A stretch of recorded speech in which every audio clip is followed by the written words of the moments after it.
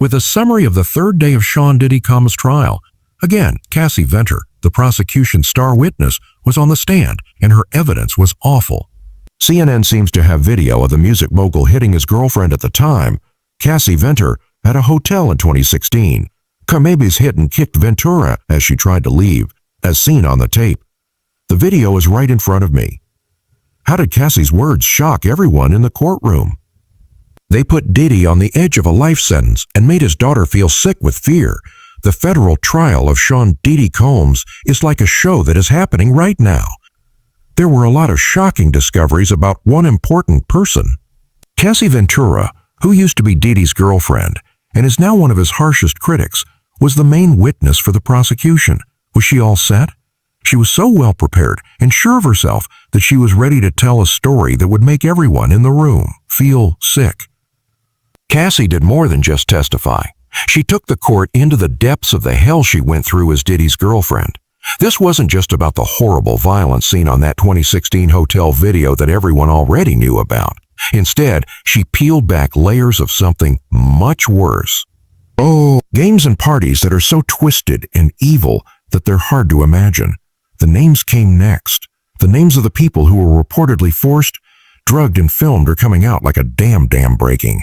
The courtroom held its breath as each new detail hit harder than the last. Some people used to call the man who built Bad Boy Records the invincible king of hip-hop. He was sitting just a few feet away. There was no middle ground for Sean Diddy Combs in that. The business mogul who walked in with all the confidence of a giant. Now frozen, his eyes showed that he was starting to feel scared. These claims are backed up by proof. Cassie held on to texts and tapes. He might be locked up for life if they did more. His kingdom turned into ash. His kingdom turned into ash. Listen to Cassie. If you thought this controversy was just an act to get attention, what were they forced to do? Who gave the drugs to them? Who made those sick videos? Does she have the important proof to lock up this music superstar? Or is there a secret even bigger that needs to be revealed? And needs to be revealed. This trial could be the end of a big show business, and this is everything Cassie told us, not cut or edited. This video shows everything live from New York's Southern District Court. This morning, Manhattan woke up to a stressed electric air. It was very windy on the steps of the Southern District Courthouse, where a large group of people were waiting with bated breath. As reporters fought for space, their cameras flashed like a storm about to break. Protesters for women's rights waved big red signs that said, "Justice for Cassie." A small but loud group of Diddy fans chanted, "They're slandering our king." A gust of wind caused one banner to fall to the ground, showing a handwritten message that said, "The truth will prevail." The main act then came on. Diddy walked into the courtroom with an air of almost cocky confidence. Free confidence. He was surrounded by top lawyers who were paid millions to protect a kingdom that was about to fall apart. He moved like he couldn't be touched, but that cockiness was bound to fall apart. Cassie Ventura, whose real name is Cassandra Ventura, was on the witness stand across the room. She was 8.5 months pregnant and had her hand on the bottom of a simple brown dress. When she wasn't wearing a lot of makeup, her eyes showed a strong determination. Fitness trainer Alex Fine sat on the right in the rows behind her husband. His eyes were like a quiet beacon cutting through the darkness, giving her confidence that she couldn't put into words. This wasn't like any other hearing. Diddy got sick pleasure from seeing her with other guys. She didn't want it. She did it because she was too young, too naive, and desperate to please the powerful man who had direct control over her future. I'll show you a movie. Where is this? LA's Intercontinental Hotel. It happened after a freak-off. What does that mean? Getting hired and setting it up. How did you feel when he first asked for it? Not sure. Tense up. I wished he was pleased. Did you say yes to one when he first asked? Yes. After that, there were more. I didn't want to do it very often. Cassie was pulled into the dark world of freak-offs, depraved marathons that last 36 to 96 hours, sometimes 4 days straight, just 6 months after she met Diddy. These weren't one-time treats. They happened once a week in fancy hotels like the Mandarin Oriental, the Intercontinental, or the Trump Hotel under fake names like Jackie Starr or Frank Black to hide their true identities. Combs suggested she hire a private nurse to have sex with him while he watched. It made my stomach hurt. Venter said, "I was confused and scared, but I loved him very much and wanted to make him happy. Cassie talked about hotel rooms that were so dirty with blood, urine, and baby oil that the judge had to stop the lawyer from questioning her. She had to use Craigslist or Backpage to find escorts, men like Clayton Howard or the Punisher, and act with them in crazy situations that Diddy wrote. He was in charge of everything, including the flickering of the Glade candles, the exact temperature of the room, Johnson's baby oil for a shine, and Astroglide lube. She told him, if we ran out, I had to call the front desk and tip them. Her voice flat, like she was reliving a nightmare she couldn't get away from. Cassie told how Diddy forced her to take drugs like Molly, GHB, Special K, ecstasy, and mushrooms to stay awake during those long days. She said, I threw up from ecstasy and MDA. I hated GHB. It made my heart race. Diddy would sometimes watch her on FaceTime, treating her like a toy in his weird game. I felt disgusted, too much in my mouth. I was choking. Once candle wax was poured on her skin.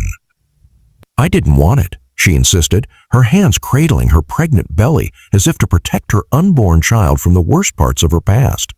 One night in Las Vegas in 2010, Cassie was high on ecstasy and lying on the hotel floor. Diddy and an escort stood over her and peed on her face. I was gaga. She sobbed so hard that my voice broke. I felt dirty and worthless, but if I said no, he would beat me. The courtroom was dead silent. Even seasoned reporters were frozen by the horrifying truth. Cassie admitted that she used to look forward to the Freakoffs not because she liked them, but because they gave her the only time she had to be alone with Diddy. I loved him, she choked out. I thought it was how to make him happy. Her admission showed how cruelly Diddy manipulated her mind when she was young and naive. Did you want to stop? Yes, I felt terrible. I couldn't say those words back then because I couldn't talk to anyone about it. Did you tell him you didn't want to? Yes. Why did you feel like you couldn't say no? I didn't want to make him mad or upset after he told me this about himself. Fear became her constant companion.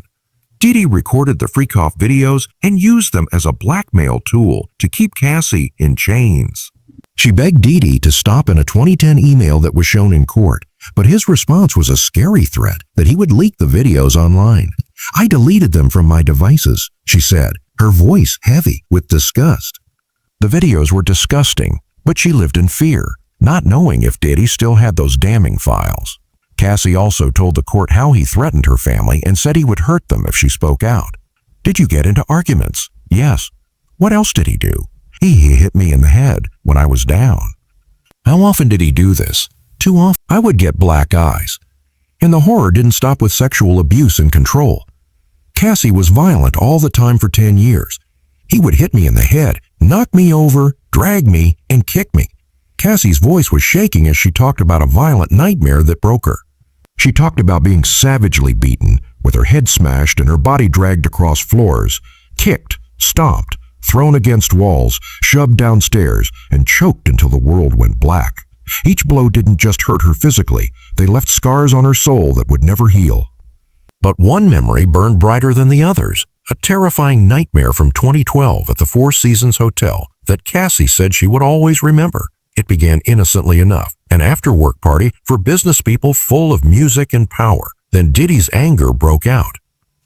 That famous red carpet smile went away and was replaced with a snarl. He grabbed her arm so hard that it left marks and hissed threats in her ear while flashing charm to the crowd. Picture a man who owned every room he walked into and dragged her through the hotel lobby like he owned her through the hotel he owned her. The noise of money and fame blocked out her cries. Hotel security came up and gasped when they saw Diddy. Is everything okay? They left with a nod from the mogul, leaving Cassie in his grip alone. No one asked her if she was okay. The mask was gone in the room. Around her head, a champagne bottle hit the wall and broke. Lamps, tables, and the whole room were smashed and flipped in his rage. She was locked up for more than 48 hours, with threats of death if she called for help. I thought I was going to die that night, she whispered. Many people in the courtroom leaned forward to hear every word. The next morning, she took pictures of herself in the dim light of a bathroom mirror.